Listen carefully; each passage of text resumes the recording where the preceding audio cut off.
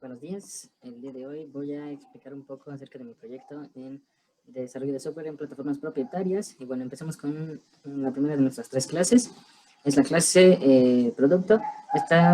Lo primero que tiene son dos variables de apoyo que se van a utilizar más adelante en la clase program, las propiedades de estas dos variables y el constructor de esta misma clase, en donde se inicializan estos mismos datos. Y aquí nada más tiene el método donde va a mostrar esta información. Esta es la clase más sencilla que tiene. Y bueno, ahora si nos pasamos a esta segunda clase, es la clase cuentas. Esta clase es serializable y bueno, aquí hay algunas variables que se van a utilizar más adelante. Propiedades de las dos variables, nada más hay de dos, de los ingresos y los egresos. El constructor de esta clase, en donde se inicializan los datos. Otro constructor de la misma clase, pero esta vez sin los parámetros de los dos datos que teníamos anteriormente. Aquí simplemente se colocan valores por default en estos dos datos. Y bueno, aquí tenemos varios datos donde van a calcular diferentes cosas. En este caso, por ejemplo, el subtotal va a ser igual a los ingresos menos los egresos. Aquí se calcula el impuesto a partir del subtotal, en donde el impuesto es igual al subtotal por 0.16.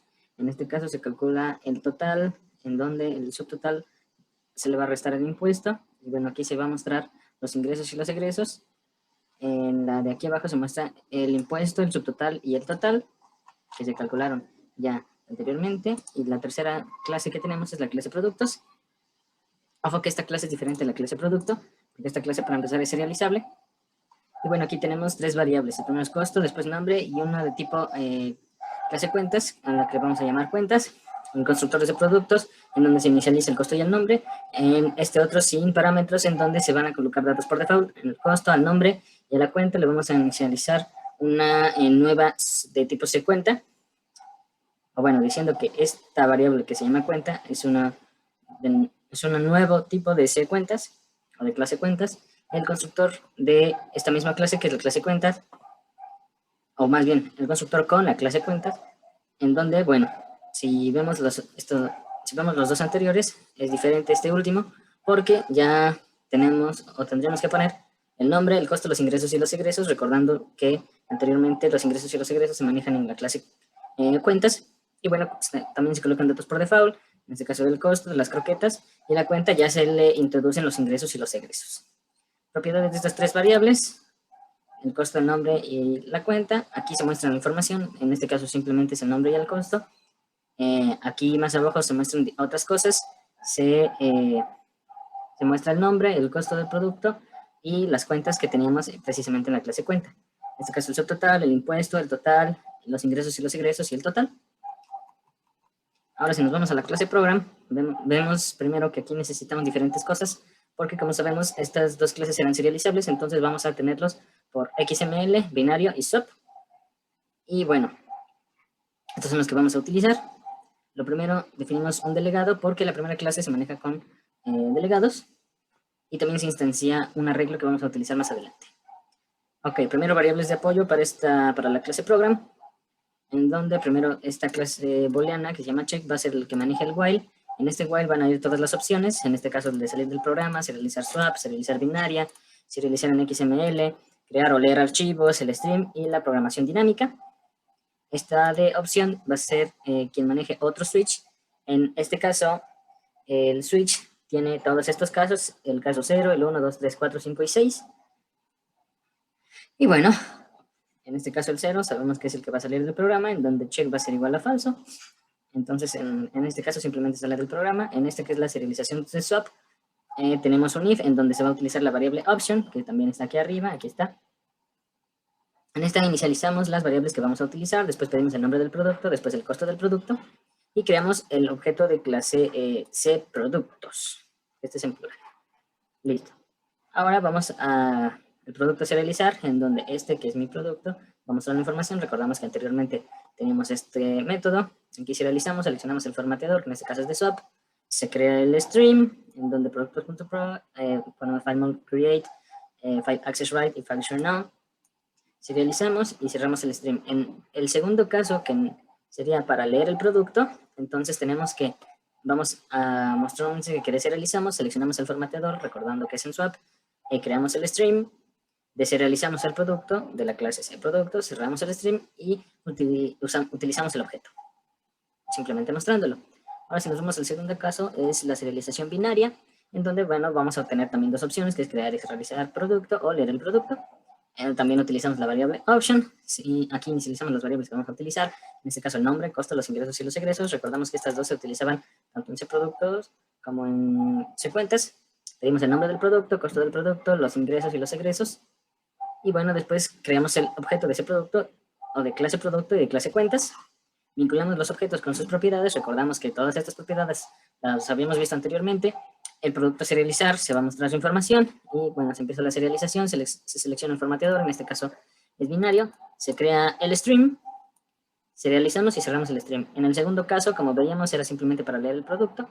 Aquí vamos a deserializar, seleccionamos el formateador binario, creamos el stream, se deserializa, se cierra el stream y se utiliza el objeto y se muestra su información. En este caso, que es la serialización XML, igual va a tener dos opciones, crear y serializar producto o leer el producto. En la primera opción se inicializan las variables que vamos a utilizar, nombre, costo, ingresos y egresos, como veíamos antes. Pedimos estos cuatro datos, nombre, costo, ingresos y egresos. Se crea el objeto de tipo cProductos con estos cuatro datos. El producto a serializar se muestra su información, se empieza a serializar, se selecciona el formateador, que en este caso es XML, pero aquí tiene una cosa diferente. Esta forma de serializar es con composición, en donde se va a utilizar tanto la clase cuentas como clase productos, pero simplemente se crea un solo objeto, que en este caso es el de clase productos. Bueno, se crea el stream, se serializa y se cierra el stream. En el caso de que quieran nada más leer el objeto, se deserializa, se selecciona el formateador, igual con el mismo método, porque recordemos que es con composición. Se crea el stream, se deserializa, se cierra el stream y utilizamos este objeto mostrando su información. Ahora, en el caso 4 es para crear o leer un archivo, en donde tenemos las dos opciones, crear archivo o leer archivo. Aquí utilizamos la variable option. No, aquí utilizamos la variable elección, aquí más abajito. Así que esta simplemente, bueno, vamos a utilizar elección, pero esta simplemente va a tener console.readline, porque es la que estamos utilizando aquí. Ah, pero también es entera. Ah, bueno, entonces vamos a convertirlo a entero y ponerle su console.readline, simplemente utilizamos elección, que es la que vamos a utilizar aquí para estas dos opciones. Tenemos dos datos, en este caso la descripción y el costo. Pedimos la descripción, pedimos el costo, creamos el objeto. Las variables extra van a ser el número, la clase y el conteo. Entonces se van a utilizar más adelante. Creamos el stream, creamos el escritor, en este caso es un escritor binario. Escribimos los atributos del objeto, en este caso de la descripción y su costo, también las otras variables y cerramos el stream. Ahora si va a leer el archivo, entonces se deserializa el objeto y creamos el stream, en donde aquí tenemos el nombre de nuestro archivo. Creamos el lector, en este caso era antes un escritor binario, en este caso es un lector binario. Y leemos en el mismo orden que se escribió anteriormente, que era descripción, costo, número, acceso y conteo. Leemos los atributos del objeto, en este caso descripción y el costo. Se crea el objeto de tipo clase producto, con su descripción y su costo. Se leen las variables según su tipo, en este caso las tres extras, que es número, acceso y conteo. Se cierra el stream y se imprime la información. Ahora, para el caso de que queramos un stream, aquí vamos a utilizar tres variables, en este caso que vamos a utilizar más adelante, esta para utilizar en un for y esta para contar más adelante. Se crea aquí el stream, se obtiene la cantidad con esta misma variable. Entonces, vamos a imprimir que el archivo mide tantos. En este caso, se obtiene la cantidad de datos que hay dentro de este archivo. Se lee byte por byte, en este caso utilizando la variable n, como veíamos anteriormente. Se pone la posición y se va a leer byte por byte con ayuda de esta misma, con la variable entera que se llama val. Y bueno, se va a escribir con un tipo character o tipo char y con esta misma variable también. Ahora si leemos en el otro sentido, bueno, ponemos la posición, en este caso al final, en este caso vemos que estaba al inicio. Y se hace exactamente lo mismo, simplemente es que ponemos la posición del otro lado. Y bueno, continuamos. Aquí vamos a leer sin conocer su longitud, en este caso vamos a tener que valor es igual a el stream, que lee byte por byte, y esto va a ser mayor a 0. Y bueno, aquí tenemos este mismo método que es con write y con la variable val y de tipo character. Aquí se cierra el stream y termina. Ahora, si utilizamos la programación dinámica, vamos, antes de ir por esta parte, vamos a irnos más abajo, en donde tenemos métodos que nos van a ayudar. Estos métodos están fuera ya de del main. Este método, por ejemplo, de fib_r, es para poner un tope a este número. Este método es público y estático. De hecho, creo que todos son públicos y estáticos. Público y estático, público y estático, sí. Los tres son públicos y estáticos para que se utilicen en la programación dinámica. Y bueno, aquí se va a poner un tope con esta variable i. Entonces, si i igual a 0 o i igual a 1, regresa el valor de i. O regresa que este método con i menos 1 más este método con i menos 2. Esto simplemente es para poner un tope. En la versión con memorización verificamos si no ha sido procesado para calcularlo, igual con la variable i. Entonces, si el arreglo, recordamos que el arreglo lo veíamos desde el inicio, si el arreglo en i es igual a menos 1, entonces va a entrar i. Si i es igual a 1, el arreglo va a ser igual a 1, pero si i es igual a 0, el arreglo va a ser igual a 0, o si el arreglo es igual a este método de i menos 1 más este método de i menos 2. Y bueno, cuando se acaba de procesar o lo tenemos, se regresa el valor de este arreglo. En la versión con tabulación, vamos a crear el arreglo donde se va a guardar. Se inicializan los casos conocidos, en este caso de 0, 1. Y esta variable se va a utilizar más adelante, aquí en este for, donde m es igual a 2, m es menor o igual a i, y se va aumentando el valor de m. Entonces se calcula el valor en donde los valores en m son iguales a los valores en m menos 1 más los valores en m menos 2, y se regresa el valor de los valores, pero en i.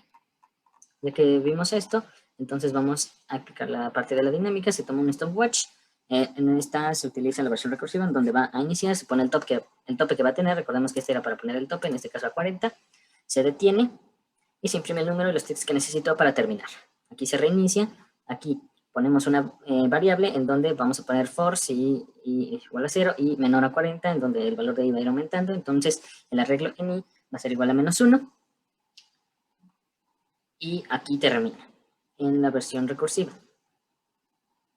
En la versión por memorización, vamos a primero a iniciarlo, fijamos el tope, que en este caso va a ser a 39, vamos a ponerlos del mismo valor para que no haya problema, se detiene, imprimimos el número de los ticks que necesito.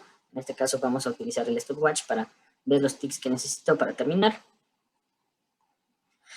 Y eso es todo en la memorización. En la versión por tabulación, primero se inicia, fijamos el tope, que van a ser 40, se detiene, se imprime el número de los ticks que necesito. Estos métodos de aquí abajo es para utilizar en la versión con memorización y tabulación y el recursivo. Y bueno, eso es todo el proyecto que hice en esta materia. Espero que les haya servido mucho.